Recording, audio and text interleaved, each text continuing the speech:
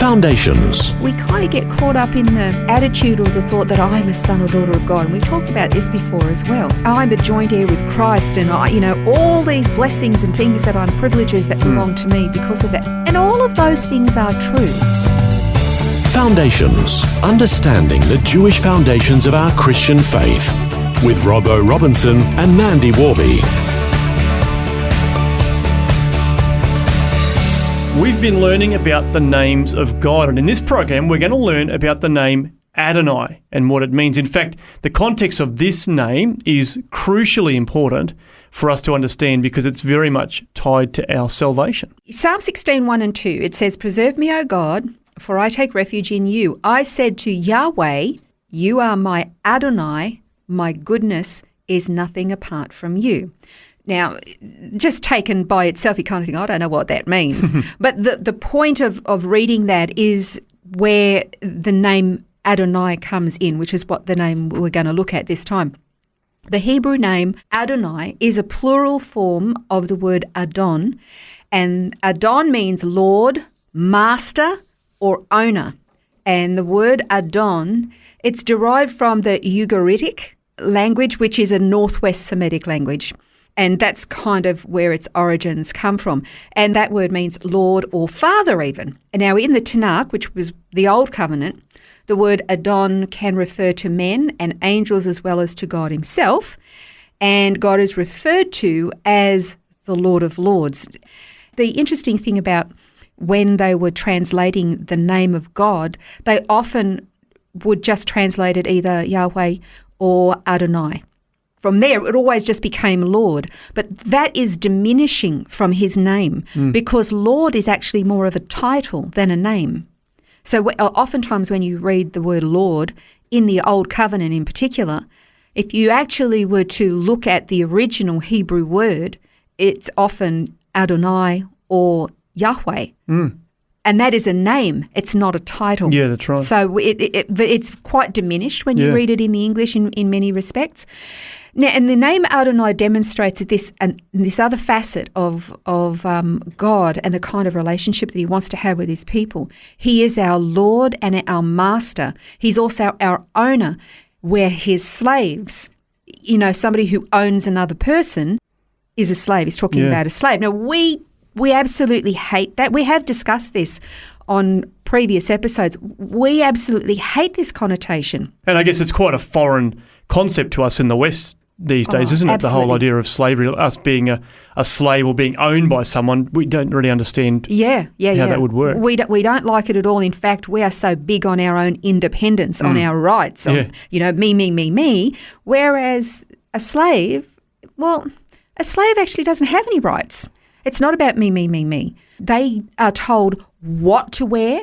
They're told what time to get up, what time to go to bed. They're given their duties throughout the day. They don't get a choice. And the difference between, say, a slave and a servant is that if a servant doesn't actually like the working conditions, he can resign and find a job elsewhere, whereas a slave doesn't get that choice. In fact, in ancient cultures, the slave, his very life depended on the whims of his owner.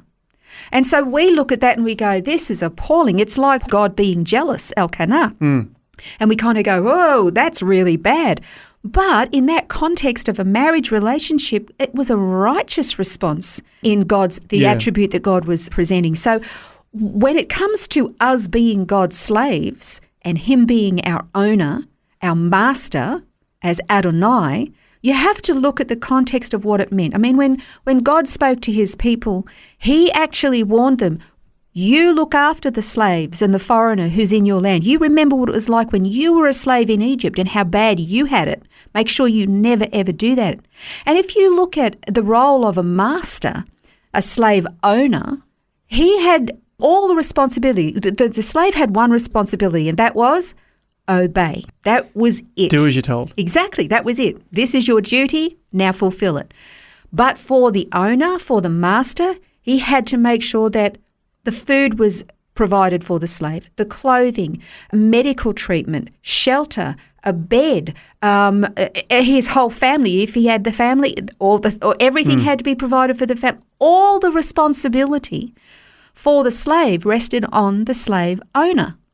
So if you're looking at, say, God as our owner and we are his slaves, then absolutely everything that we need to live and function is God's responsibility, 100%. We have one obligation, just do what he says. Yeah, exactly. So in that particular context, you kind of go, actually, it's not such a bad deal. Well, it sort of simplifies things, doesn't it, really? Well, you think, well, if I obey, then God will provide everything and he'll take care of my needs. Absolutely, absolutely. Now, we still fight with that. We don't like that because we kind of think, you know when Paul, he wrote in 1 Corinthians 7, 22, 23 said, "For he who was called in the Lord while a slave is the Lord's freedman. Likewise, he who was called while free is Christ's slave. You were bought with a price.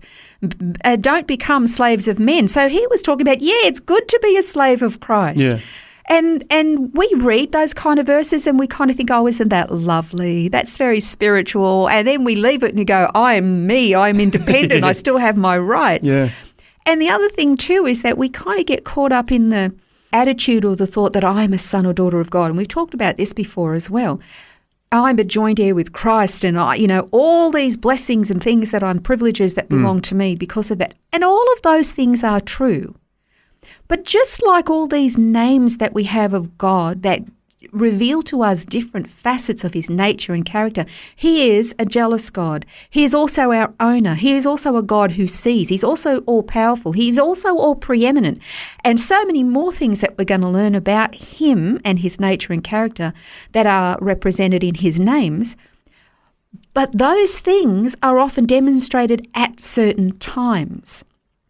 And it's the same in our relationship with God. We are his slaves. Our entire life we are his slaves, but we are also his sons or daughters. We are also joint heirs. We are also a whole host of things. And those things become evident or become manifest in our life at various different times and places, depending on where God has us, what he's calling us to do, how we're representing him, at different seasons in our life as well. So it's not that we are either a slave of Christ or we are a joint heir with Christ. It's both. That's right. We've got to keep these things in balance, not just I'm a son or I'm a daughter, so I don't have to do any of those things. I'm exempt. No, not at all. In fact, if we try to exempt ourselves, that actually forfeits some of the privileges that the other parts are there for. Yeah, absolutely, precisely. But the other thing in the that idea there of exempting yourself, again, looking at that verse from 1 Corinthians 7, 22 and 23, where Paul says, you were bought with a price, don't become a slave of men. He says that you were called while free, but you are now Christ's slave. I think we've said this before. Before you come to know Christ, you're already a slave. You're just a slave to sin. That's right. You're a slave to death. You're a slave to the fallen human nature. You're already a slave. But when you become Christ's, you become, his property, you're actually free because you're free from all of that. You're free from the curse of death. You're free from sin. You're free from all of that. But now you're a slave of Christ. You have one responsibility. Just do as you're told and he'll take care of everything else. Yeah.